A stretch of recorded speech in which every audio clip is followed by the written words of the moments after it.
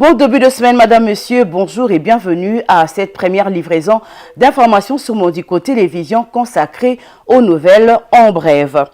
Le président Joao Lourenço est attendu à Kinshasa ce lundi 12 août pour des discussions avec son homologue congolais Félix Tshisekedi concernant l'application du cessez-le-feu signé entre la République démocratique du Congo et le Rwanda à Luanda. Ces déplacements interviennent 5 jours après une réunion d'experts congolais et rwandais en matière de renseignement à Luanda. L'objectif principal de cette rencontre était de discuter du plan de neutralisation de forces démocratiques de libération du Rwanda, FDLR, proposé par les médiateurs et de parvenir à un accord sur un plan harmonisé. Les experts ont jusqu'au 15 août 2024 pour soumettre leurs recommandations à la prochaine réunion ministérielle prévue plus tard ce mois-ci. Le président Lourenço avait déjà tenu des discussions téléphoniques le 1er août 2024 avec le président rwandais Paul Kagame, centré sur l'accord de cessez-le-feu récemment obtenu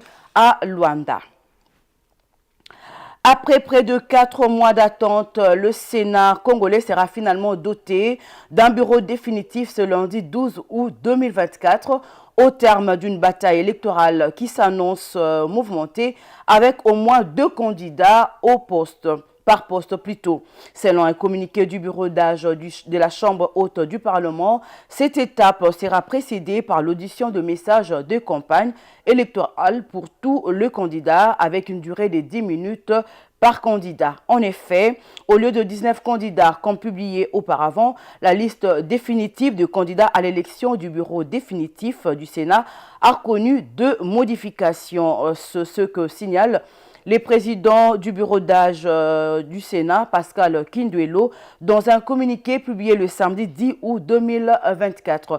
Il précise que ces modifications concernent le retrait de la candidature du sénateur Lutundu Lapene Apala au poste de premier vice-président, ainsi que la désignation par le MLC de la sénatrice Bembando Kwa Françoise comme candidate au poste de rapporteur en remplacement du sénateur Jean Bamanissa Saïdi.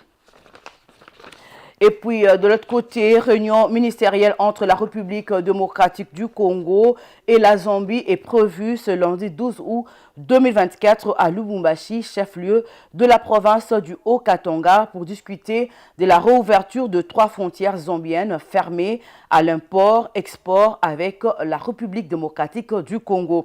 Selon le gouvernement congolais, l'objectif de cette réunion est d'examiner les dispositions de l'accord de l'Organisation mondiale du commerce, OMC, ainsi que celles prévues dans l'accord commercial entre la République démocratique du Congo et la Zambie. La réouverture de 3 frontières zambiennes sera aussi au cœur de discussions.